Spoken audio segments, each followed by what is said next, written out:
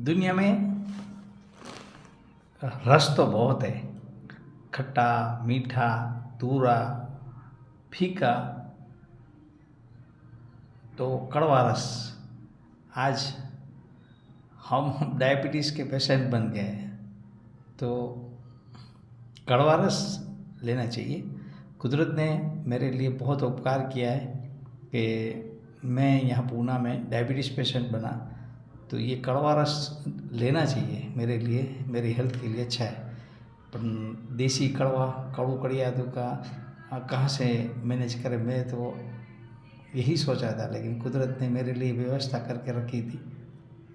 हमारे ऑफिस के पास में ही जैन मंदिर में ये रेडीमेड कड़ू कड़ियाती का उकाड़ा रेडीमेड मिलता है, तो शेयर करते हैं। चलो आइए मेरे साथ एक जीवन का कड़वा घूंट